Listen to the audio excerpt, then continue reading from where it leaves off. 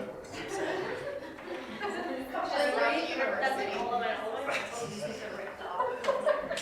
Okay, so thank you all for coming.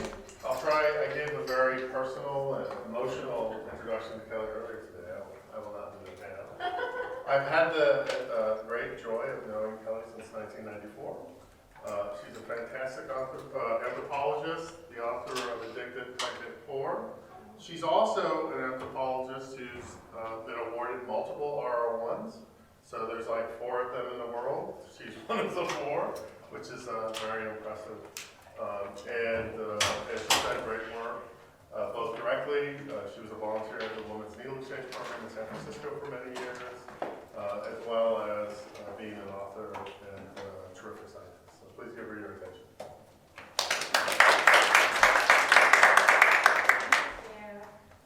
I brought a copy of the book in case anyone is interested in looking at it, and also I have some time after the talk. I think the talk will be like about 50 minutes. I'm hoping 45, 50. I try to keep it like grand rounds length, so we have time for questions, but if not, I will be around afterwards. So, I want to thank Ricky Luthenthal and the Institute for Addiction Sciences and Keck School of Medicine for the invitation. It's really a pleasure to share my work. I'm going to be talking about work from my book, and specifically examining the science of the toxic womb and the role of structural vulnerability in the U.S. opioid crisis. So in September of 2018, the U.S. Senate voted to approve the Opioid Crisis Response Act, which was a bill that aimed to prevent illicit fentanyl from entering the U.S. and bolster the Drug Enforcement Agency's ability to shut down prescription opioid manufacturers involved in suspected drug diversion.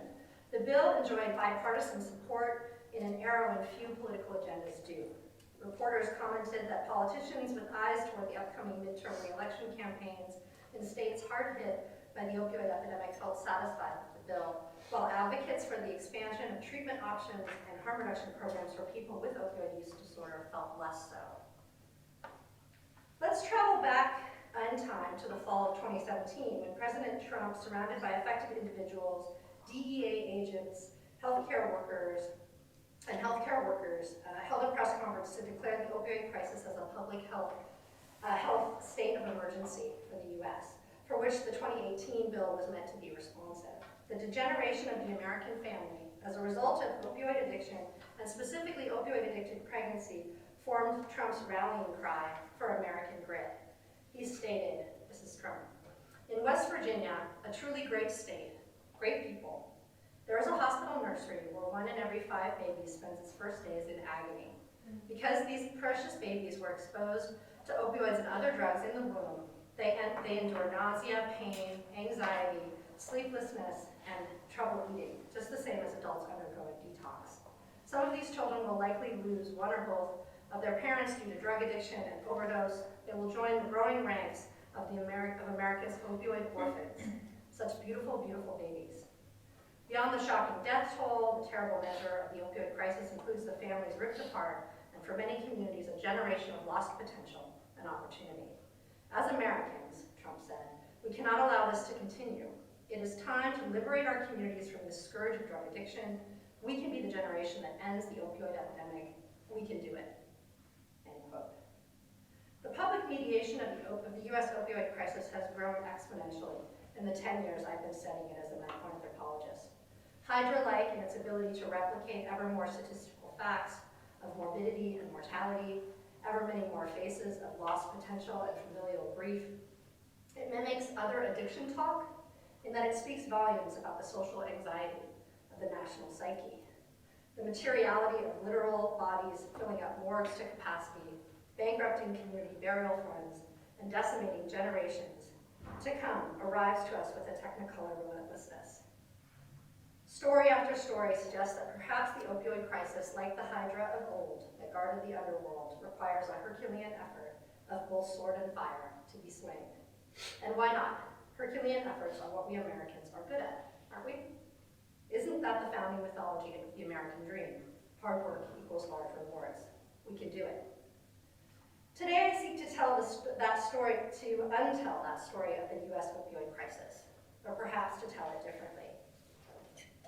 By attending to the everyday practices of opioid-addicted pregnancy anthropologically and moving in a scale from the local to the national, I hope to stitch together analytic threads about US reproduction in the context of opioid use disorder.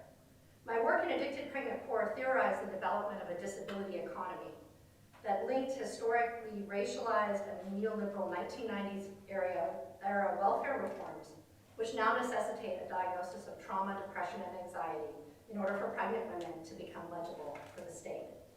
The current US opioid crisis is revealing a nation of women in diverse geographies who are reproducing and parenting while addicted, anxious, and insecure. Addicted, pregnant, poor women in the urban landscapes of San Francisco daily rent hotels navigated through time and space haunted by familial configurations that appeared out of reach.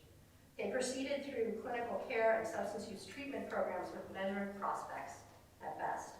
Sometimes hopeful that their pregnancies would end in family unification and stability, but often disappointed by a return without their children to addiction and poverty. Today I will explore how the toxic womb is constructed in these everyday environments that women live in who experience addicted pregnancy, in the scientific and public health literature, and in our public imaginary to interrogate the social failure of addicted pregnancy. And I'll close by discussing some of the national and institutional efforts in health activism and medical education that seek to combat stigma and improve reproductive health outcomes for pregnant people with opioid use disorders. But first, we need to get local, into the daily rent hotels in San Francisco's Mission District. In Addicted, Pregnant, Poor, I sought to answer the question, what forms of life are possible here?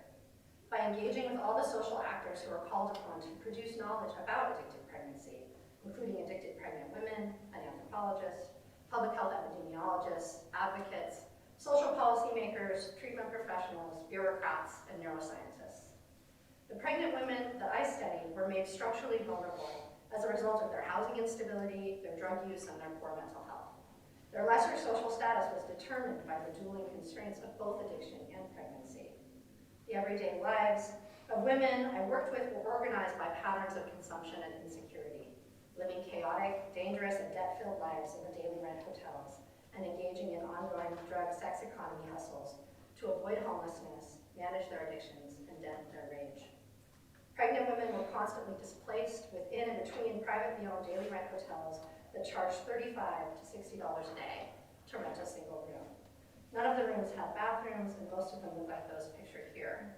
Dirty, broken furniture, chipped and peeling paint, blood stains, and graffiti on the walls. The hotel owners made a tremendous amount of money from charging renters daily, accruing renter debt, and displacing renters prior to them establishing tenancy rights. The structural violence of daily rent charges and the ways in which the hotel's metric of cash was inextricably bound to the gendered drug sex economy is demonstrated in this next slide. The lettering has been changed, so instead of reading daily rate $35, it reads daily rape $35, poignantly capturing how violating the experience of life in the daily rent hotels can be. Now, these patterns of consumption and insecurity found among pregnant women produced tremendous stress and instability in a location that itself was becoming a contested terrain. The Mission District neighborhood in the city of San Francisco is experiencing unprecedented income inequality and has insufficient affordable housing stock. Rapid gentrification and increased policing in this neighborhood are escalating already heated discussions about who belongs in San Francisco and under what conditions. The addicted pregnant women that I studied operated in multiple time zones every day. She was on addict time, repeatedly searching for and satiating her addiction to crack and heroin. Pregnancy time reminded her that her expanding womb was a ticking time bomb. On hotel time, the rent was always due. Treatment time demanded she answer, was she going back? Was it too late? Could the baby be born, quote, clean if she stopped today? These are questions she asked herself and that were being asked of her. Epidemiological time charted her previous experiences with trauma, violence, and risk into public health categorizations. Jail time reflected her repeated relationship with carceral regimes. And lifetime reminded her of her own history of childhood trauma, the life of addiction, homelessness, and institutional involvement. Working with addicted pregnant women in the daily rent hotels, or any experiencing homelessness, I would argue, requires a recognition of the ways in which they're emotionally, physically, and structurally bound in a limbo state betwixt and between these multiple temporal demands. One addiction medicine clinician that I worked with described the complex social and structural challenges facing addicted pregnant women and their providers by invoking the problem of time. She said, pregnancy isn't a long time. It may seem like 9 months is a long time, but to get women stabilized on methadone, to get them prenatal care, to deal with their housing issues, to get them signed up for Medi-Cal, get a psych evaluation and a follow-up if they need it, so that the baby can be delivered with only methadone on board and not get a child protective services case, it's rarely enough time. If women arrive to us at 7.5 or 8 months pregnant, chances are they have all the issues that will get you tagged by CPS. They've been using throughout their pregnancy, they might have a severe mental health issue, they're in denial about their pregnancy, and they're probably unstably housed. At that point, we're just barely able to put out the fire to get them on methadone and off everything else. An interaction I witnessed with Ramona captured these temporal tensions of addicted pregnancy. She was 7 months pregnant and we were talking on the street in front of her daily rent hotel. A woman came by, someone Ramona knew, but I didn't. The woman stopped, looked at Ramona's stomach, and she said, "Oh, you're pregnant." "No," said Ramona flatly, staring her down. But the woman trailed off. "Oh, I just thought." "Well, you thought wrong," Ramona corrected abruptly. This was patently absurd. Ramona was hugely pregnant. Is this an example of the denial that the provider described? Ramona fit the provider's behavioral profile in terms of avoiding prenatal care, but her social negotiations on the street were actively protected. When the woman left, I asked, you didn't want her to know that she was pregnant?" "No way," she responded. "I don't need her up in my business." "Why does she need to know? What good would that do?" I witnessed many such public disavowals and a general lack of discussion about pregnancy, even between women. These denials and omissions allowed women to adequately respond to the demands of addict and hotel time. They also gestured toward the reality women assumed was waiting for them in prenatal care and drug treatment, which was the perception that they and their babies were a fire that needed putting out. Crime, fear of criminalization, and the loss of child custody leads a significant percentage of women who use prescription and illicit drugs to avoid prenatal care during pregnancy. Having a previous baby born, quote, dirty with a positive toxicology screen can mark a woman with a residual biomedical trace that carries over into subsequent parenting custody negotiations. And poor women and women of color are disproportionately targeted for this criminalization. Medical assessments and screening tests of women suspected of drug use can lead to multiple forms of adjudication, from immediate child custody, loss of child custody, to incarceration of drug-using women for fetal harm and child abuse. Every state in the United States has a surveillance system in place to identify perinatal substance use exposure. 23 states in the District of Columbia consider substance use during pregnancy to be child abuse. 3 states consider it grounds for civil commitment. Here you can see a table of the 19 women and their 23 pregnancies that I documented in Addicted.Pregnant.Poor. The women in red represent those, it's maybe a little hard to see, but it's 3. Women in red represent those who still had custody of their children after my formal research stopped. In the last day of Ramona's pregnancy, with her son, she was arrested. Because she was pregnant, she was taken to a hospital for medical clearance prior to incarceration. She was given methadone, and when charges were dropped relative to her arrest, she stayed in the hospital until her son was born 2 days later. Therefore, only methadone appeared in her son's birth toxicology screen.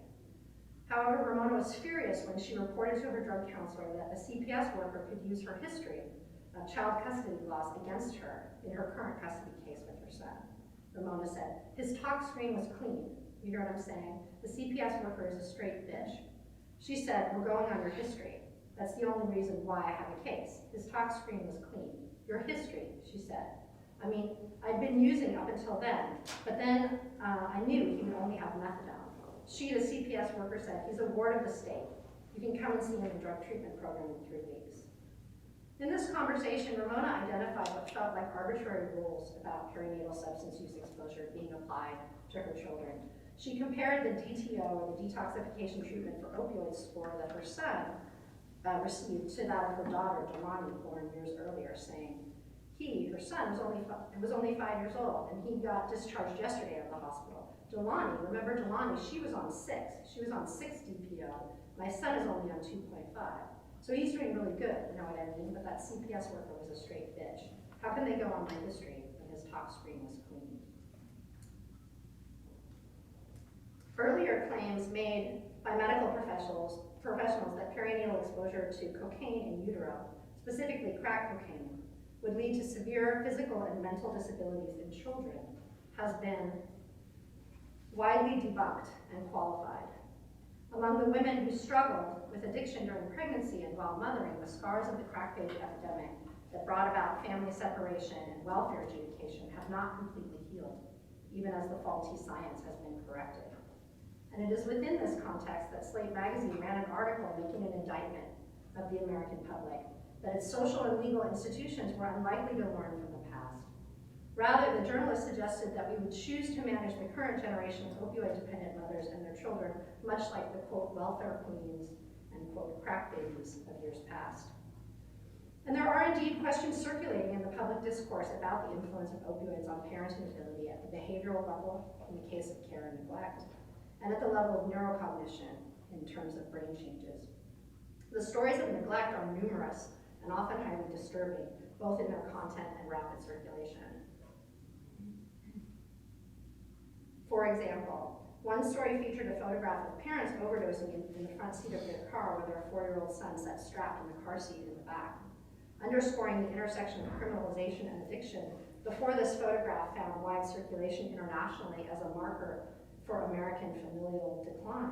It was first posted on the Facebook of an Ohio County Police Department. And it's also important to notice that they decided to take the picture before they administered the naloxone to reverse the overdose. This cautionary tale then became a tragic trope, as additional stories went viral, including a video of a 2-year-old nudging her mother to wake up after her mother overdosed in the middle of a supermarket aisle, and numerous other similar accounts.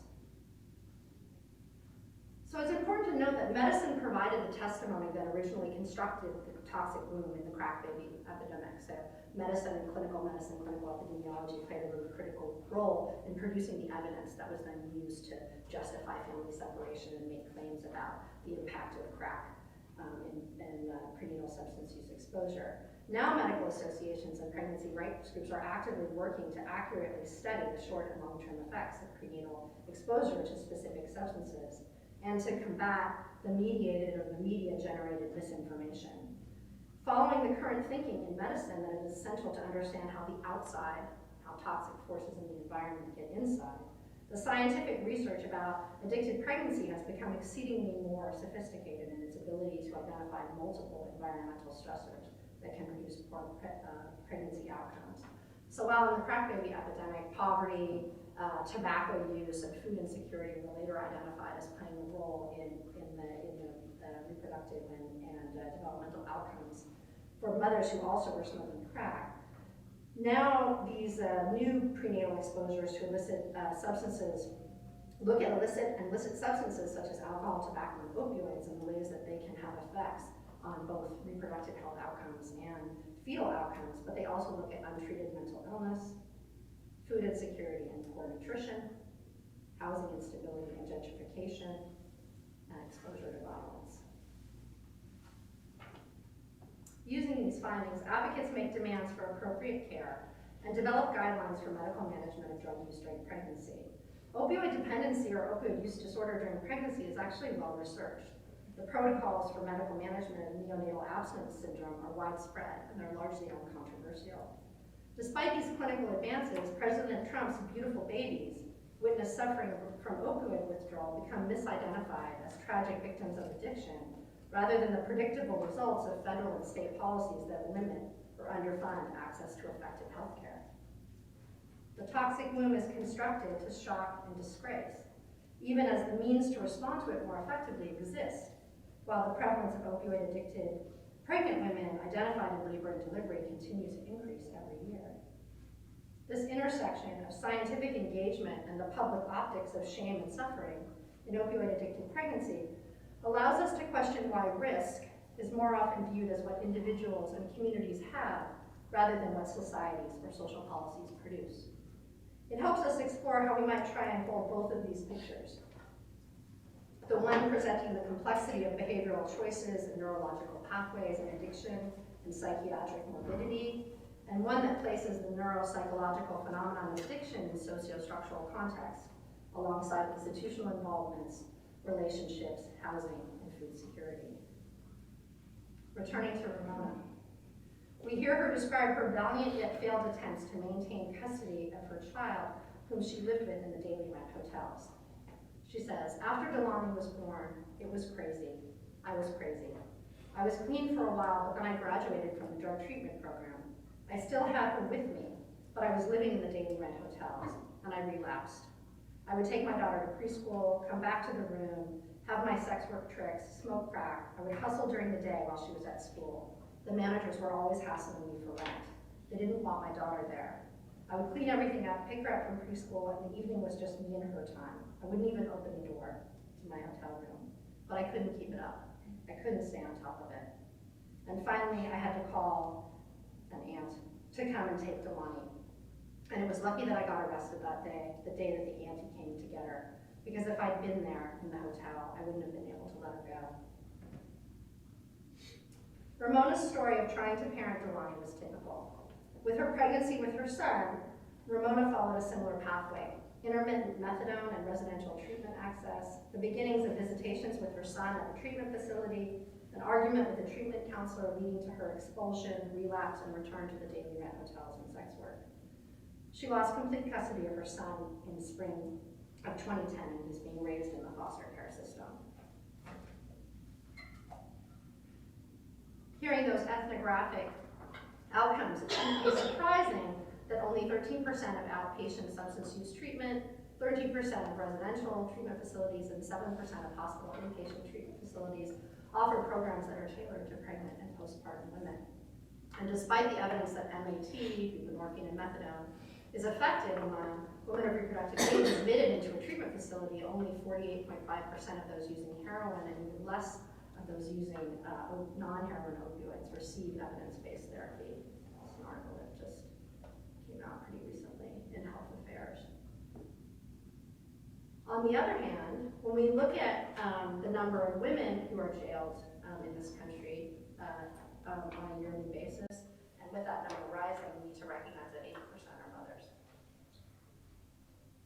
So, I'm going to shift gears a little bit before I conclude and talk about something more positive, some of the solutions and efforts that we've undergone at UCSF and nationally to combat some of the issues that I've raised in my ethnography. So the first that I want to share is a series of case studies in social medicine that was recently published in the New England Journal of Medicine, and our specific piece was published in August of this year. This draws on a case from my book. And what we were able to do with that case, these are all, I sent you the link for people who are interested.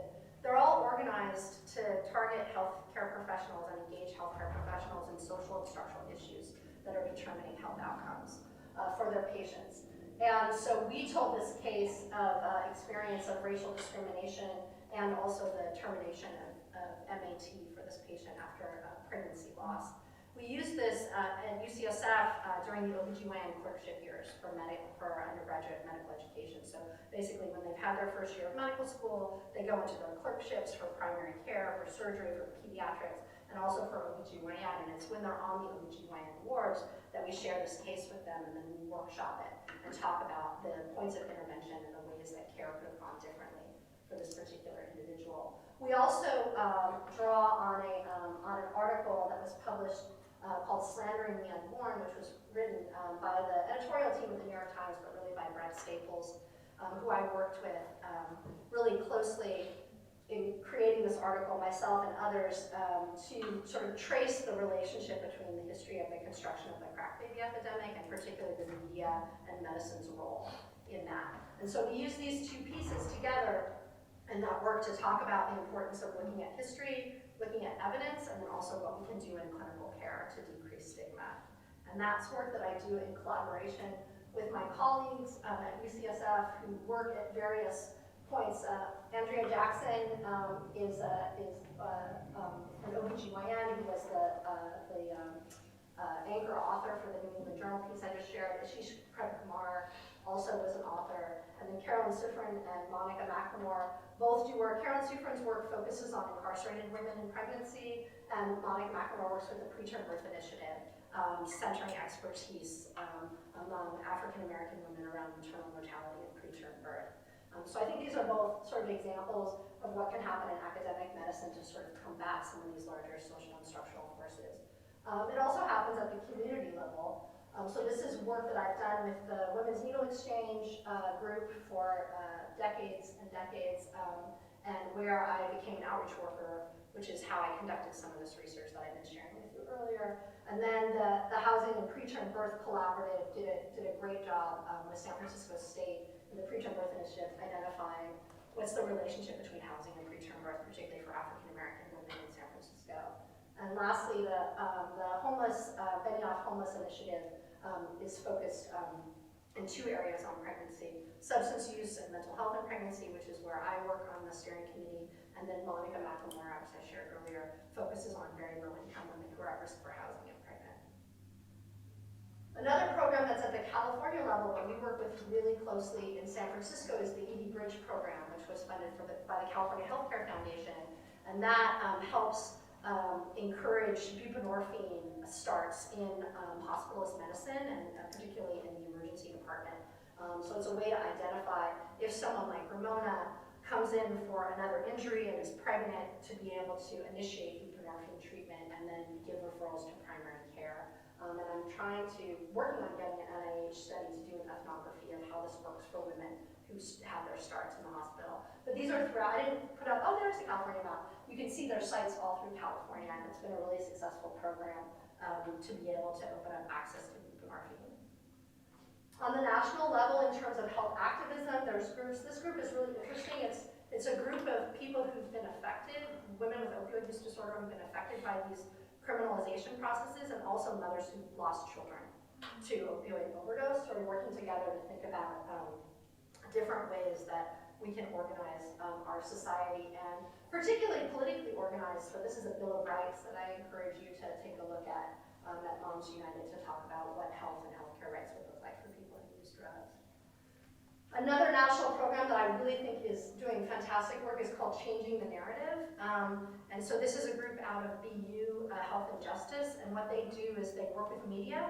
So when, like in Trump's speech, when babies are referred to as addicted, which is not clinically or scientifically accurate, or other sort of language that is medically inappropriate or stigmatizing happens in the media, they're able to work with journalists directly, and they do that a lot through social media to create correctives, and they've had a really big impact on changing the narrative in the public discourse, which really affects public policy and also affects the everyday experiences of pregnant women.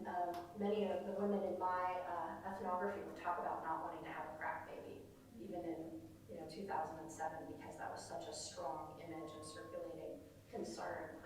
And so I encourage people to take a look, and there's a lot of topics of expertise that they provide for media that it's open to others. And then a couple of other groups I want to point out that I think are doing really great work. First, the sort of the foremother of this work is Dorothy Roberts, who wrote Killing the Black Baby in 1996 about the adjudication of African American families in relationship to the crack baby epidemic, and it's just coming out with a new book on foster care, like this year. So she's been continually in the reproductive justice work around substance use and racism for a long time.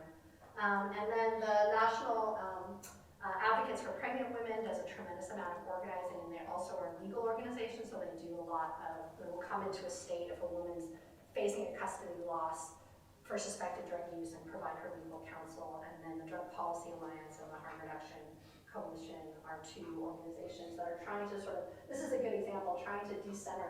So what are the potential harms of substance use during pregnancy? Low birth weight, adverse fetal and maternal outcomes, small gestation, preterm delivery, criminalization. So sort of recentering what are risks that we know produce poor health outcomes, social and otherwise. So I'm gonna close, and then we'll have time for questions, which is great. So opioid addiction and its crises are unwieldy, and and they're on the move. And indeed, opioid-addicted pregnancy itself is multi-sided. It is about the womb as a site in which damaging substances in the form of opioids and other chemicals might cross placental boundaries and produce immediate effects or future developmental vulnerabilities. It's about the pregnant woman and her history, her mental health, her physical health, her subjectivity, her identity, and relationships. It's also about specific built environments and institutions, where she lives, the businesses she frequents, the police who stop her, the schools, churches, and hospitals that surround her. These fill her sight lines every day. It's about her neighborhood. Where is she? Is the neighborhood actually hers? Was it ever? Does it now belong to other people? How have body, person, place, and space been made toxic or rendered safe during her pregnancy? Opioid-addicted pregnancy also exists in statistical geographies, where the prevalence of overdose in adults and neonatal abstinence syndrome in infants is disproportionately distributed. You can't think about US opioids without thinking about maps. If you just put US opioids on maps, you'll get about 150,000 maps come up in your Google search. It's amazing. Maps are apparently an irresistible geographic rendering that can describe opioids' relationships to multiple registers of national tension and segregation, including 2016 presidential electoral practices and concentrations of poverty. These maps overlap atop one another to tell a particularly US story. We might look at them and we might say it's the same map. President Trump points to a lost generation of parents and children whose productivity, civil participation, and moral agency have been evacuated by opioid addiction. And he's not alone. Americans often identify and panic about threats to the American family. Publicly and politically positioning substance use during pregnancy as a significant threat to the American social fabric is actually not a very new story. Pregnant and parenting women with ongoing substance use, whether it was prescription or illicit, have been specific targeted recipients of criminalization and healthcare discrimination from both reproductive health and addiction medicine. Opioid epidemics have come and gone. But the current opioid crisis does offer us an opportunity to reflect on how pregnant people are becoming specific and problematic receptacles for larger societal concerns and tensions. Today I've endeavored to use the tools of ethnography to document what happens when a political economy hits the ground to produce toxic stress. How outdated scientific understandings of substance use exposure during pregnancy can become criminalizing regimes that facilitate dire personal and familial consequences. And also how health activism and medical education may be leveraged to elevate the evidence base and to decrease stigma. By enlivening the everyday contours of the colossal failure of addicted pregnancy in the United States, I hope we can renew a conversation about care for people who find themselves categorized as addicted, pregnant, and poor. Thank you.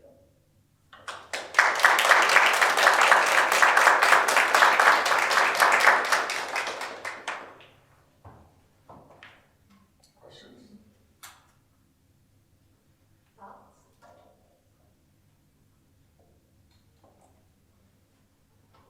I'll ask one question. We talked about this a little bit in the car. So, did the partners ever get involved in the sort of custody cases? No, not in my experience. So if you think about there were 19 women with 23 pregnancies, and of those women, about 5 were pretty consistently partnered. So they were getting pregnant with a partner, and if he wasn't being incarcerated, were involved in the sort of everyday lives, and maybe not living together, but involved with everyday lives. And then the rest of the women were unpartnered, and there were only 3 women in that sample.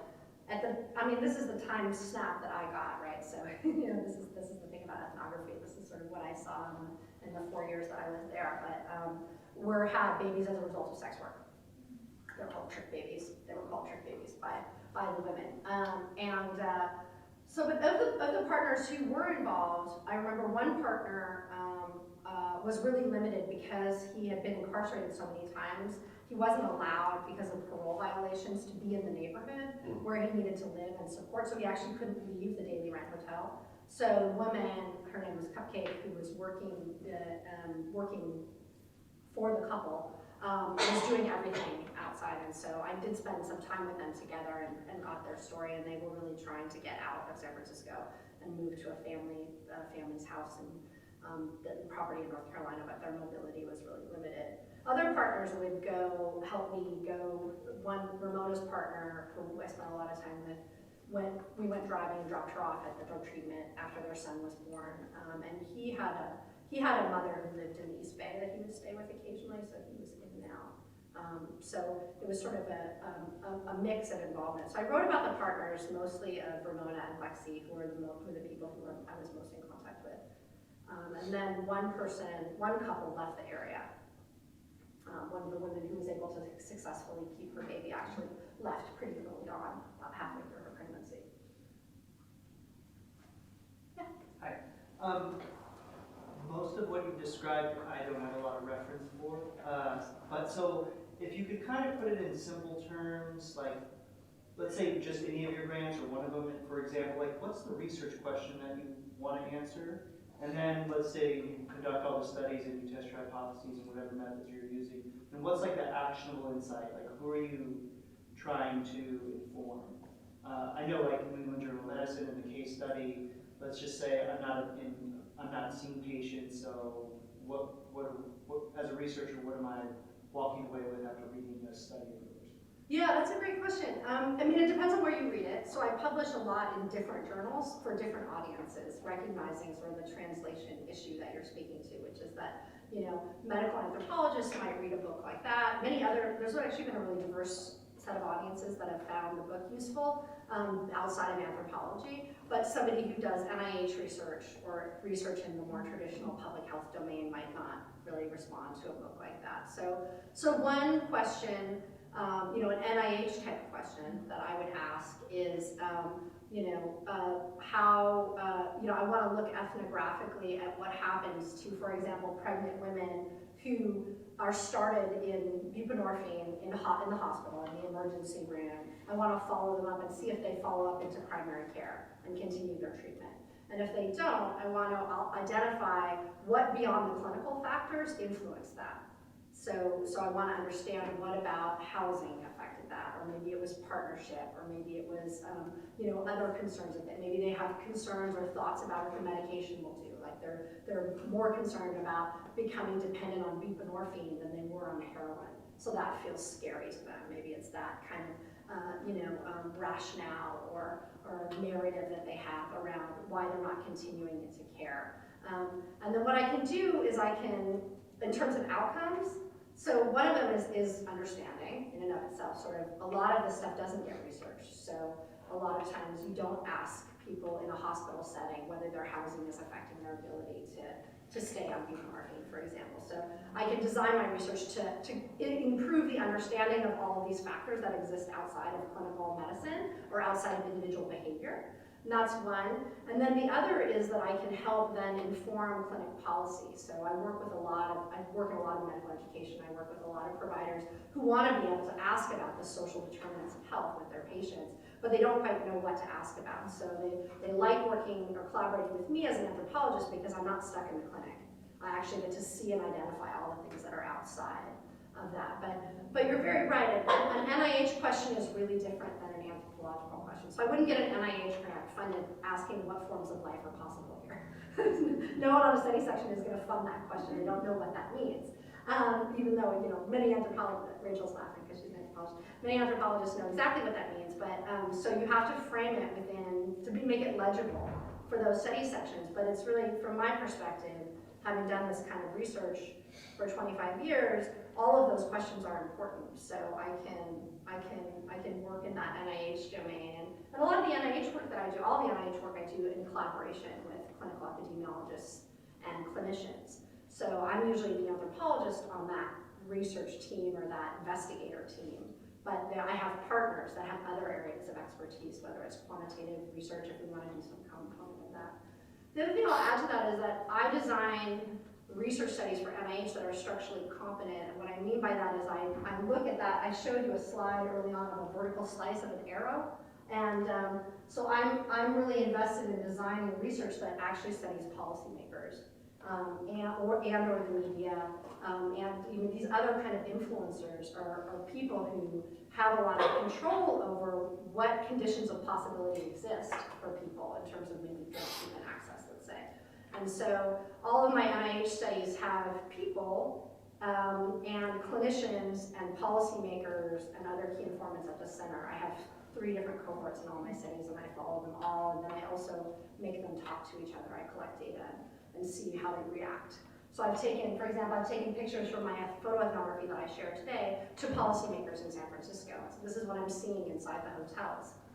Does this ring true to you? This is one I brought one during my field work. I brought one picture of a bio bucket that was outside a woman's room that was jammed full of bloody needles, and I said, who's like who regulates? Like, this is obviously a really good thing to have a biohazard disposal in the hotels when we know injection drug use is going on. This is one of the things I'm seeing in these hotels, like, help me understand what do you think the public health response should be, or what do you think went wrong? So I can, because my methods draw on sort of different than just survey methods, I can use some of that to actually make further conversations, and I do that a lot. My mind might be thinking a little bit different, but you had 19 different women, you had 3 that kept the children. Mm-hmm. Have we followed, or do we know anything about the children now, especially the ones in foster care? Yeah. And the 3 that are still have their children, are they still using?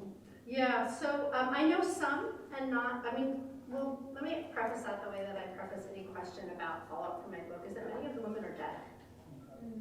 And so, the average life expectancy for women experiencing homelessness in this country is 47.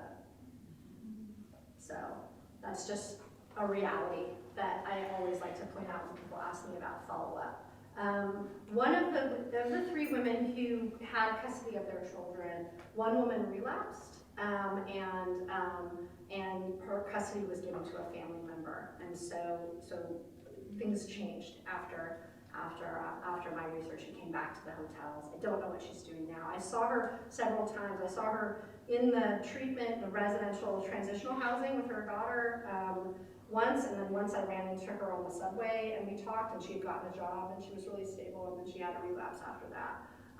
And it's interesting to think about what was going on with her name is Ben's in the book, because she was also somebody who there was a lot of research being done on her child about the suspected developmental problems that came as a result of her drug use, which as far as I understood her, as long as I knew her, which was throughout her entire pregnancy, was opioids only and not other things. And so she was somebody who was really grappling with that, and I wonder how that was going. Her daughter was in several research studies, and she was really concerned about, so she was one of those people who was very actively labeled like that she had a crack baby, basically, and how much that contributed to her relapse later on.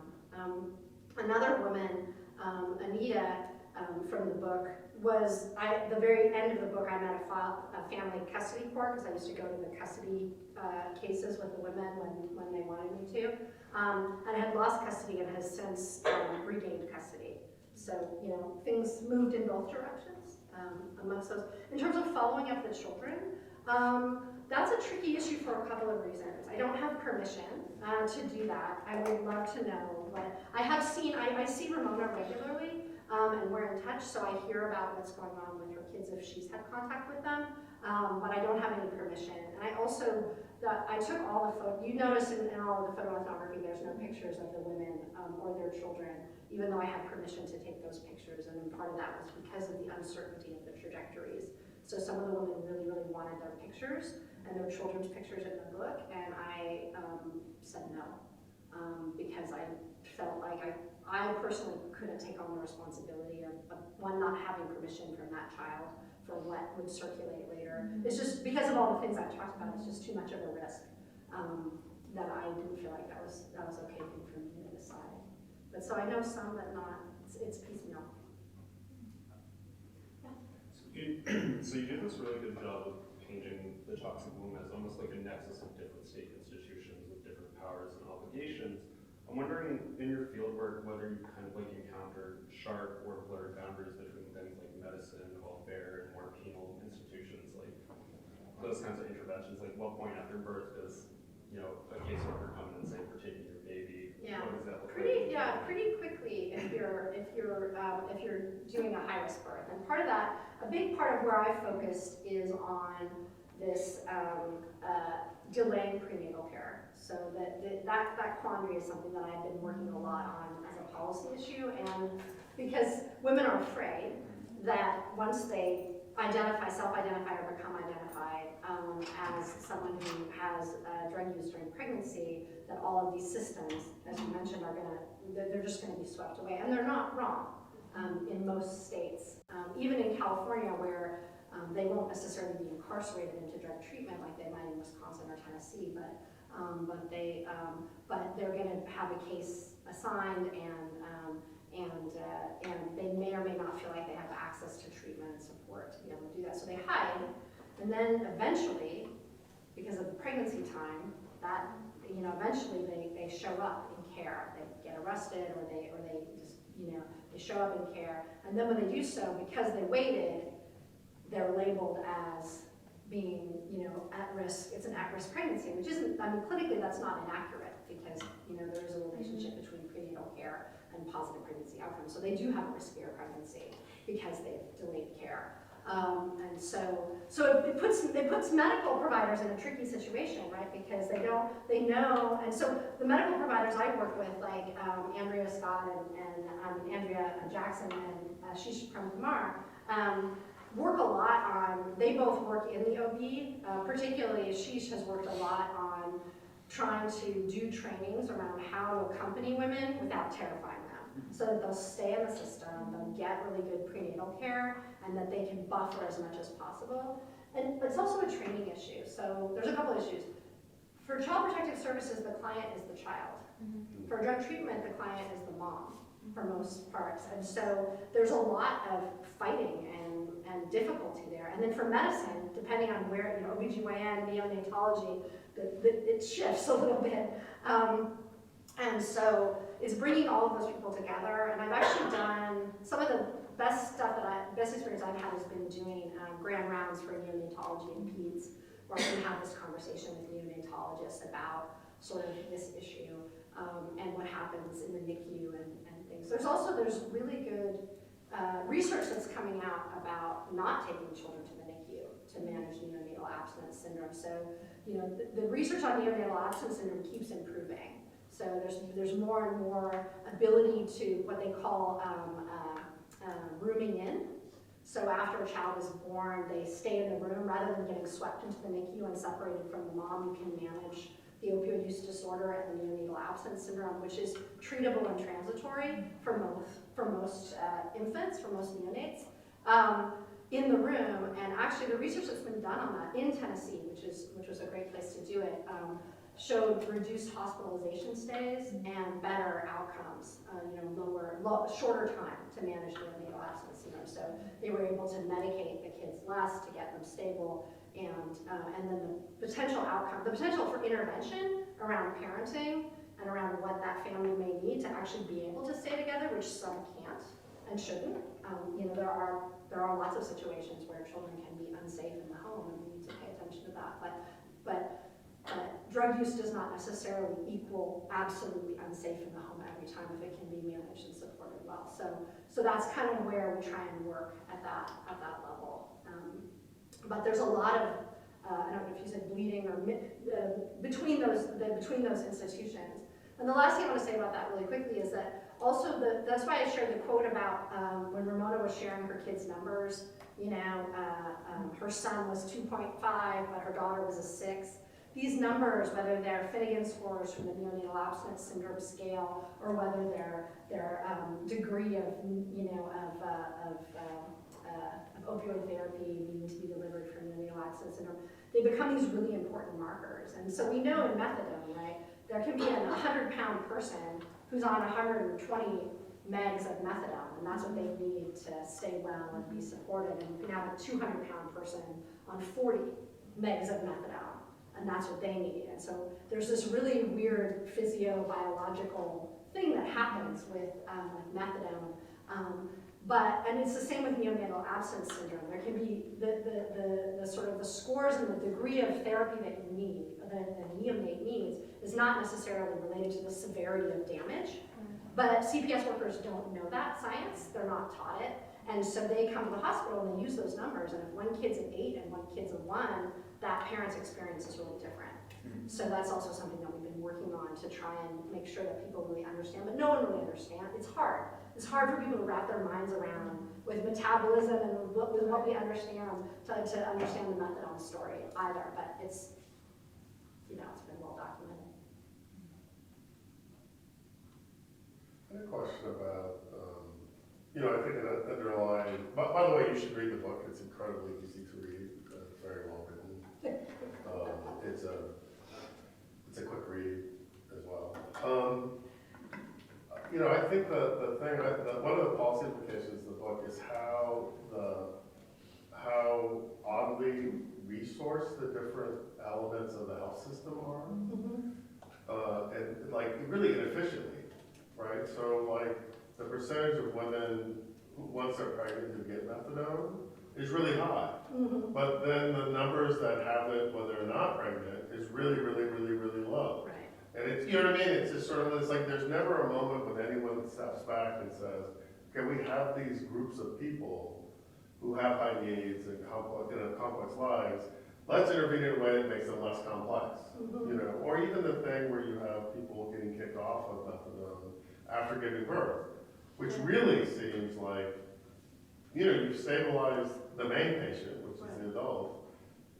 Why wouldn't you continue that? Yeah. I mean, it just sort of. This is where a lot of the policy heavy lifting can happen now, because as I mentioned in the very beginning of my talk, there's a lot of bipartisan support for increasing MAT access. It's sort of one of the things when we think about the opioid crisis that everybody can agree on, no matter where you are on the political spectrum. And some of that has to do with states that are more conservative or Republican voting states that have been really highly impacted by the opioid crisis. And so that has to, but either way, it's something that seems to be a lever that's less controversial than safe consumption rooms or even housing for women who are postpartum who relapse, like Ramona. So Ramona was back in the daily rent hotels, which is not a place that anybody should be raising a child, and the hotel owners and managers feel that way too.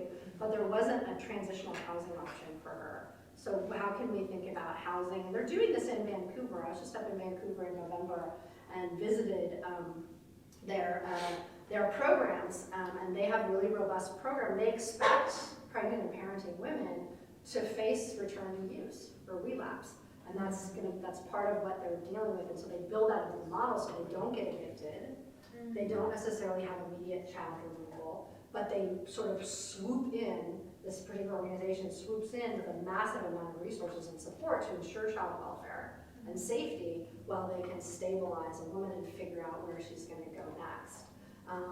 That's really hard to do, but those sort of, that doesn't mean that we shouldn't be doing it. What we're doing now is leaving people, to hide or fend for themselves, or we're just separating families.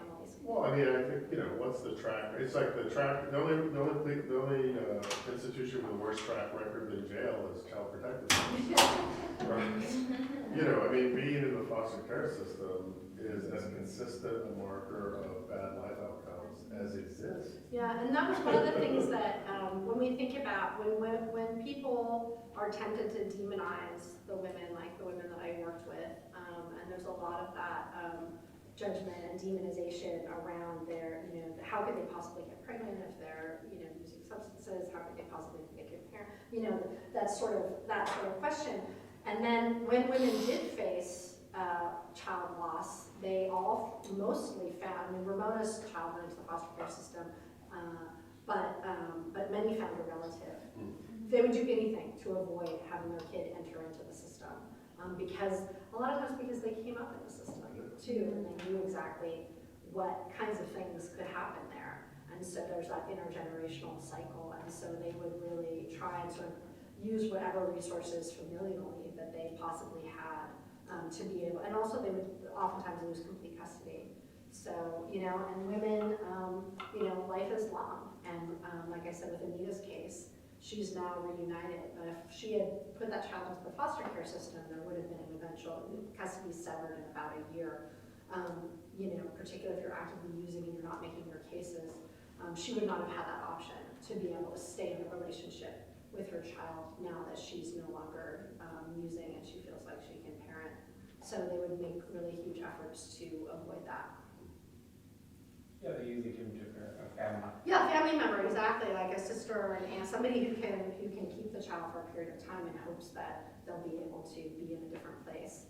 So there's a lot of self-recognition around parenting ability as well, and programs that can actually acknowledge that and then use that positively, and also be able to acknowledge the grief of child separation, which I mentioned in relationship to the history of the crack baby epidemic. I mean, the bad science has been acknowledged, but there's been no reparations around what actually happened to those families that went through that. And so that grief is really tremendous and damaging.